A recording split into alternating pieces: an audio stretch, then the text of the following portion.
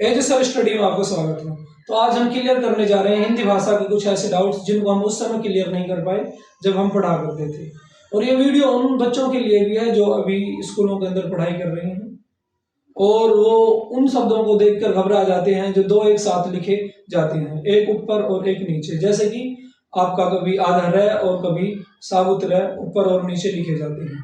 आपके उन रओं को जो ऊपर लिखा जाता है उसको रेप रे कहा जाता है। आपके उन रओं को जो ऊपर लिखा जाता है उनको रेफ रे कहा जाता है और जो दूसरा है आपका एक पदैन रे कहा जाता है। तो इसके अलावा और भी बहुत सारे शब्द होते हैं, जैसे आपका सिद्ध शब्द में देखते हो ऊपर द लिखा होता है, नीचे ध लिखा होता है, लेकिन हमारे दिमाग के अंदर कुछ डाउट्स रहते हैं इनमें कौन सा साबुत है कौन सा आधा है। ऐसे आप शब्द देखते होंगे, एक सर्प शब्द के अंदर भी आप देखते हैं पै के ऊपर एक रै लगी होती है, लेकिन हम ये क्लियर नहीं कर पाते और हमारा मानना ये होता है कि इसके अंदर रै है जो वो आधी है और पै है वो साबुत है। ये सही भी हो सकता है, लेकिन ये जरूरी नहीं कि जो हर चीज जो हमें आधी दिख रही हो आधी ही हो। कई बार हम भी गलत हो सकते हैं। एक दूसरा शब्द और भी देखते होंगे आप, जैसे कि आप शब्द है आपका प्रकार। तो प्रकार जो शब्द है आपका, इसके अंदर देखते होंगे नीचे की तरफ रै लगा होता है और पै उसके अंदर साबुत नजर आता है, लेकिन ये जरूरी नहीं है कि वो जो पै हमें जो साबुत नजर आ रहा है वो साबुत हो और जो रै जो आधा नजर आ रहा है वो आधा हो। आइए इन्हीं चीजों को क्लियर करने के लिए चलते हैं बोर्ड की तरफ, और बोर्ड पे मैंने कुछ सैंपल्स लिखे हुए हैं जिनकी सहायता से मैं आपको इन पदैन रै और रेप रै के बारे में समझाऊंगा। चलिए बोर्ड की तरफ। आप यहाँ पर देख रहे हैं एक शब्द है यहाँ पर जिसको हम क्रम पढ़ते हैं, दूसरा यहाँ पर ट्रक और एक यहाँ पर सर्प, एक यहाँ पर कृपा और यहाँ पर एक, इसको क्या पढ़ेंगे आप खुद बताएंगे, इसको कमेंट बॉक्स में भी लिख के बता सकते हैं इसको क्या पढ़ते हैं। बाकी यहाँ पर ज्यादातर बच्चे से स्त्रोत पढ़ते हैं, जबकि ये स्त्रोत नहीं है। आगे यहाँ पर देख रहे हैं इसमें भी दो दो शब्द आपको दिख रहे होंगे, लेकिन आपको ये क्लियर करना है जो ये मात्रा लगी हुई है ये क्या के ऊपर लगी हुई है या रा के ऊपर लगी हुई है। एक शब्द और भी दिख रहा है यहाँ पर आपको द, और द के नीचे एक छोटा ध है। आपको इसमें भी ये क्लियर करना है कि द इसमें आधा है या ध इसमें आधा है।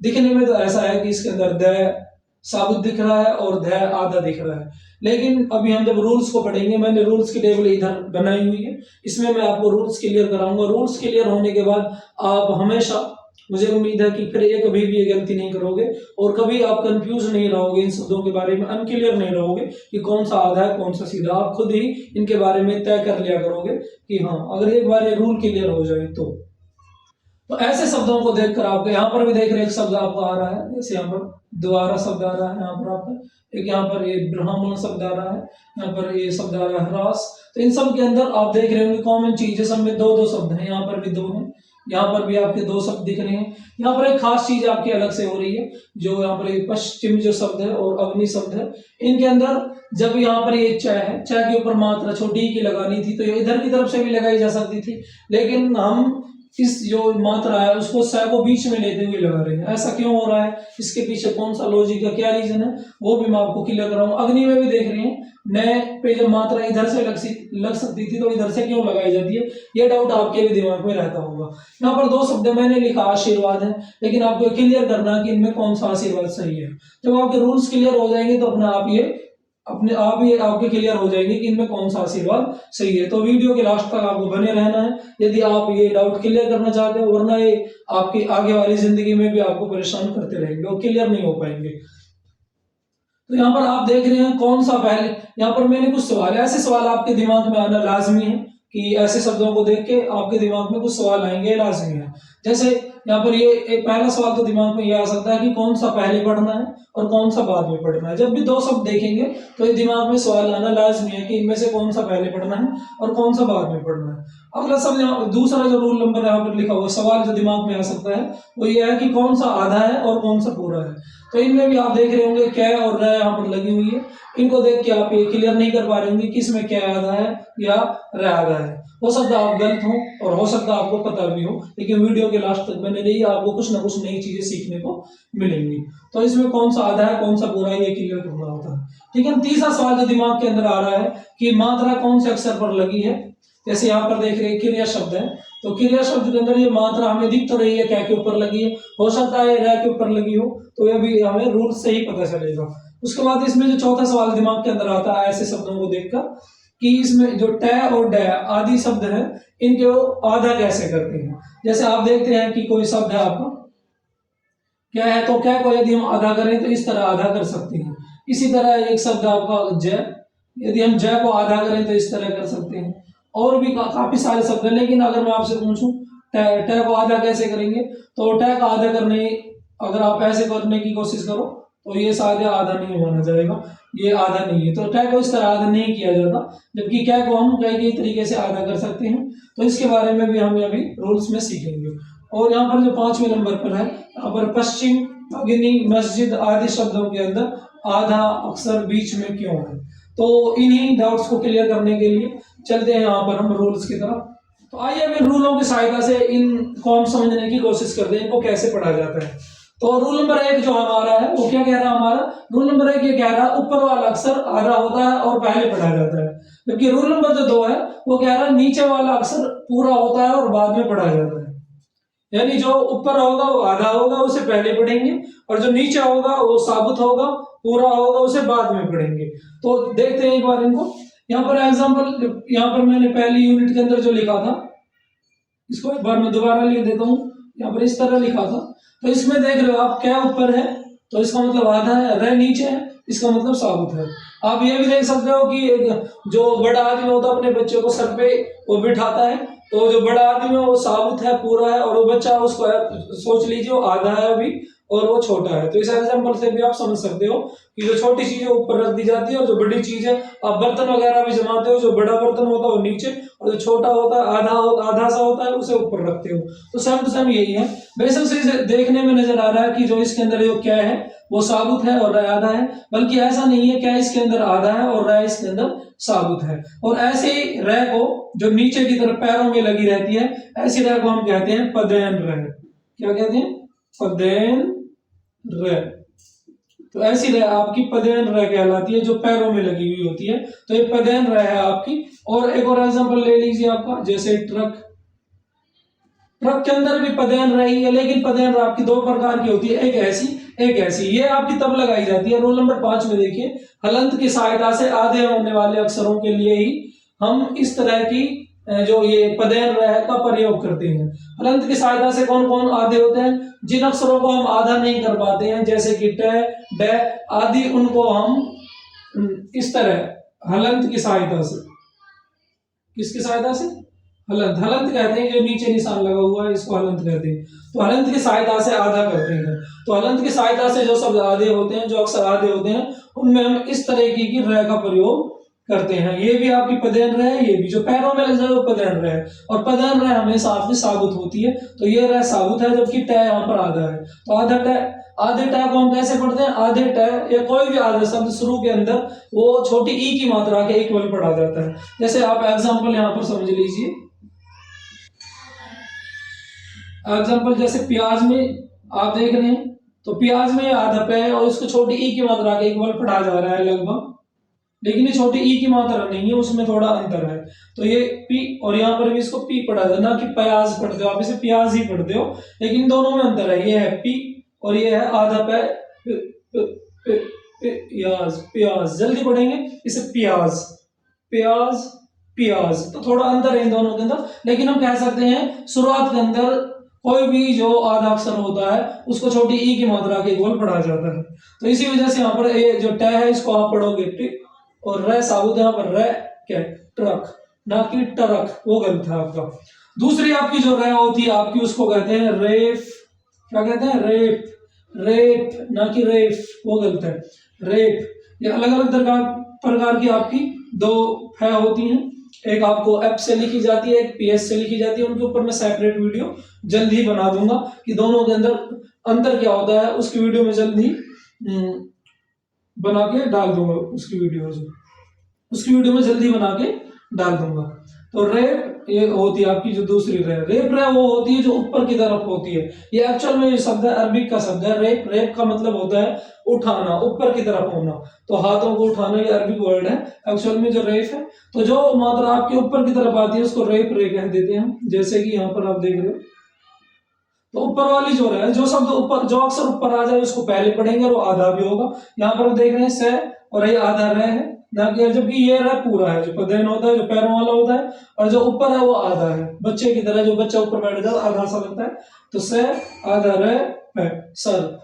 तो इसको सर्प नहीं पढ़ेंगे, इसको पढ़ने का सही तरीका ये है, जैसे आपका ये है, मान लीजिए आपका ये लिखा मैंने, तो इन दोनों में सीधा सा अंतर ये है, इसमें जो रह है आधे रह को हम थोड़ा चिपका के पढ़ते हैं जीभ के अंदर, जैसे सर्प सर्प, और इसको हम पानी की तरह बिल्कुल रिदम में पढ़ते हैं, एक लय के अंदर पढ़ते हैं, स्मूथली पढ़ते हैं, स्मूथ होते हुए, जैसे कि स रे पे सरप, ना कि सर्प। यहाँ पर ये सर्प है और ये सरप, तो आप ये वाला नहीं, तो सर्प इस तरह पढ़ा जाएगा आपका। तो आपकी ये होती है। अब चलते हैं रूल नंबर 3 की तरफ। आधे अक्षर की कोई मात्रा नहीं होती, केवल साबुत यानी पूरा अक्षर ही मात्रा रखता है। यानी कहने का मतलब, कहीं अगर आपको कोई अक्षर है और उसके ऊपर मात्रा डबल अक्षर है आए हैं आपके एक साथ में, और उनके ऊपर आपकी कोई मात्रा लगी हुई दिख रही है, तो आपको देखने में तो ये लग रहा है कि ये जो मात्रा है ये इस दूसरे वाले अक्षर के ऊपर है, लेकिन होता उल्टा है। जैसे आप देखते हैं यहाँ पर मैंने एक शब्द यहाँ पर रूल नंबर यूनिट नंबर 2 में लिखा हुआ है, यूनिट नंबर 2 में आपको शब्द मैंने लिखा है यहाँ पर क्रिया। आप यहाँ पर सोच रहे होंगे कि क्या के ऊपर मात्रा है, जबकि आधा अक्षर कभी मात्रा ही नहीं लेता। तो पहले ये साबित कर लीजिए कि आधा अक्षर है या नहीं है। तो जो ऊपर होता है वो आधा होता है, जो नीचे होता है वो साबुत होता है। इसका अर्थ तो ये हुआ, जो इसके अंदर जो क्या है ये आधी है, और जो नीचे है वो रह है वो साबुत है। तो आधा अक्षर कभी भी मात्रा नहीं लेता। ये रूल नंबर 3 के हिसाब से आप देख लीजिए।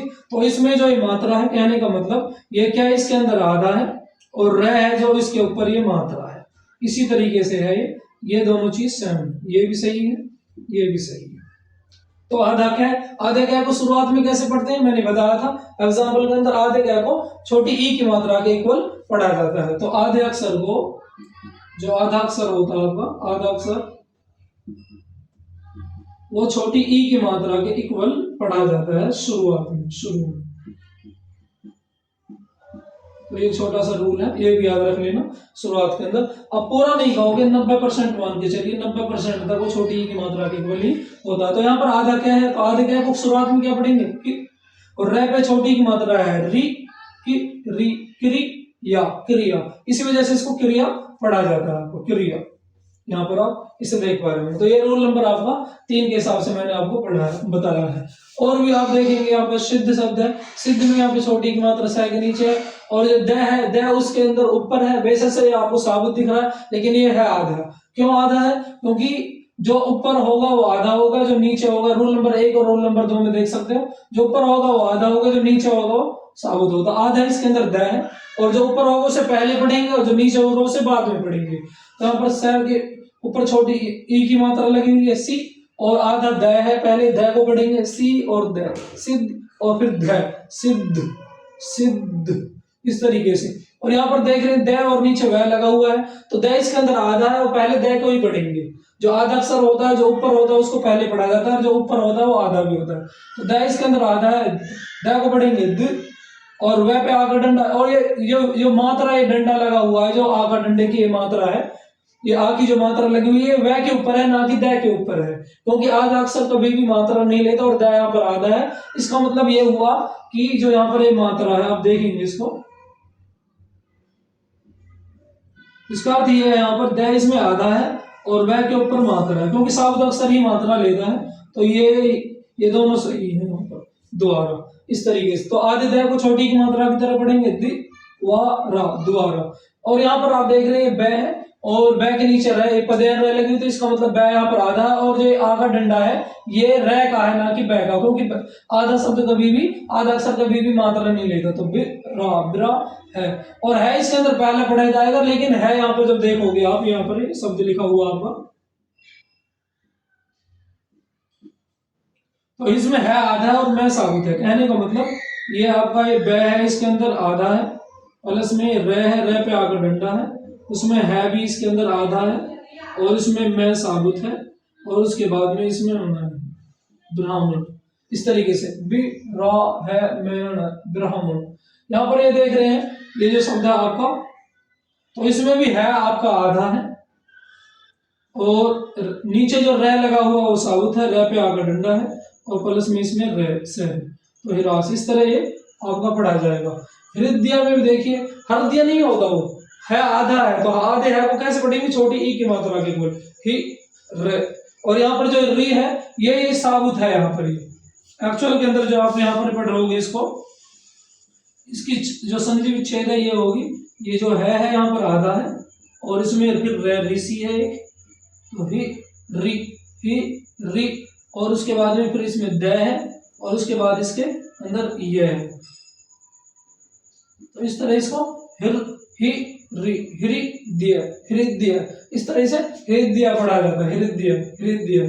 यहाँ पर एक पश्चिम है, पश्चिम के अंदर मैंने आपको रोल नंबर 6 के अंदर इसमें आपको सारी बातें लिख दी हैं। आधे अक्षर के बाद यदि हम छोटी ई की मात्रा लिखे तो वह आधा अक्षर साबुत जैसा तो लगता ही है और भद्दा भी लगता है, इसलिए हम उसे छोटी ई के बीच में लिख देते हैं। तो यहाँ पर आप देखेंगे, जैसे मैं एक बार लिख के दिखा देता हूँ रूल नंबर 6 को साबित करने के लिए। तो ये आधा शब्द है, और मैं यदि न को इधर की तरफ से लिखूं तो आप क्या देख रहे हैं, यहाँ पर ये आपको अजीब सा लग रहा होगा, भद्दा सा लग रहा होगा, ए और एक गे, तो क्या आपको भद्दी सी लग रही है थोड़ी थोड़ी, आप देखेंगे।